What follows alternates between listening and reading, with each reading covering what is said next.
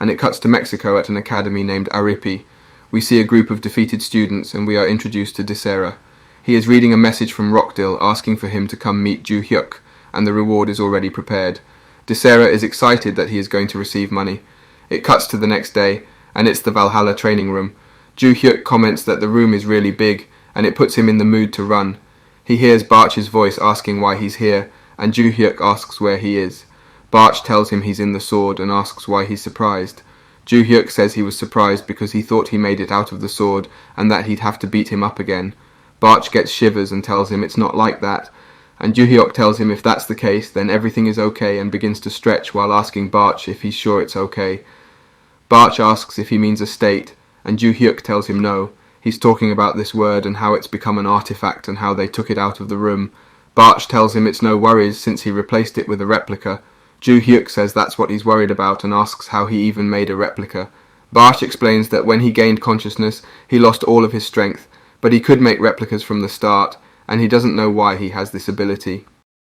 Ju Hyuk begins to stretch backward, and he spots Arin just staring at him. He looks a little surprised that she showed up.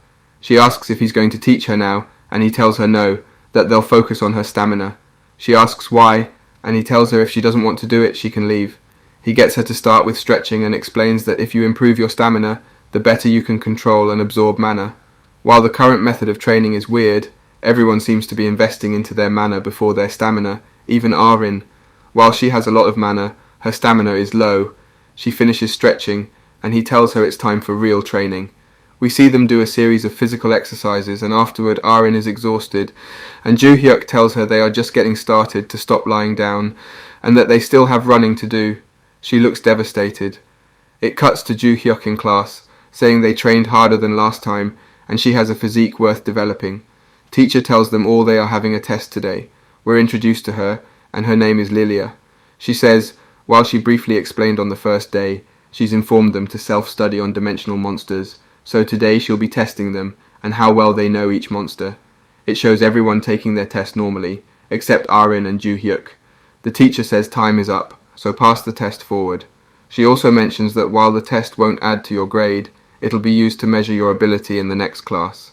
She tells them the next class will be a combat simulation, and she'll see them later. Barch asks Ju Hyuk if he's sure he can just write his answers like that, and Ju Hyuk wonders if Barch was just watching. Barch says he was, and Ju Hyuk asks if he's reading his thoughts, to which Barch says he can only hear the ones that involve himself. Ju Hyuk says he only wrote the answers the way he knew them, and Barch says he understands.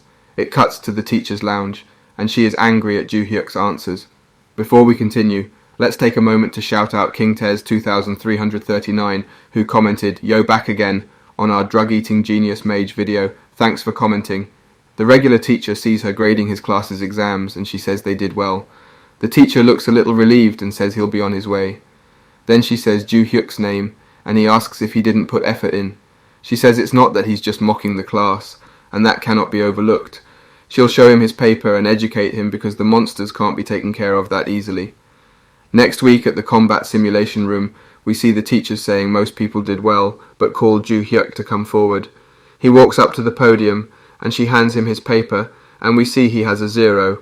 She asks if he's sure he took the test properly, and he told her he did. She asks what's the best way to take care of rock goblins and asks what his answer is. He reads out, "Stab it in the stomach."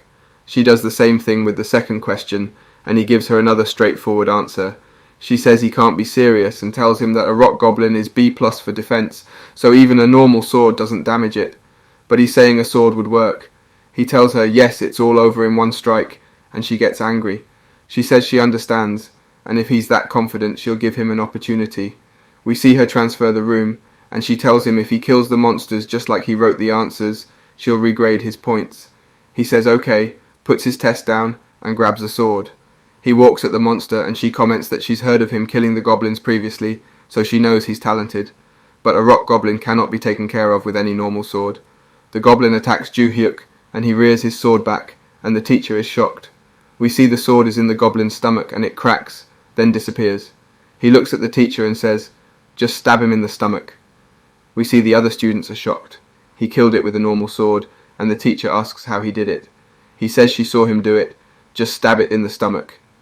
She begins to break down, thinking that only a ranked contractor could kill it with a normal sword, but Ju Hyuk took it out with a sword, and he asks if his answer was correct. She tells him that was only one question, and she summons the next monster. She explains that jungle goblins are hard to take care of because if you don't do it properly, the first goblin will use a howling skill, and other goblins will appear. So normally, a magician would be there to kill them all at once. While he only sees 3 goblins, there are 5 more behind them, and it'll be hard for him to do this with just a sword. We see him rush in, stabbing one in the head, and then another in the head. Before the other can scream, he stabs it in the mouth. We see their bodies disappear, and he asks the teacher if the second question was right too. It cuts to Arin and Ju Hyuk running on treadmills, and she is gassed out after their session. He asks if her clan trained her, and why she's struggling with just running. She says she doesn't normally push herself like this. He asks how she plans to go up against monsters if she doesn't train properly. She says she just used magic by borrowing her Constellations' power, and Ju Hyuk confirms his suspicion that they are focusing on magic rather than physical capabilities.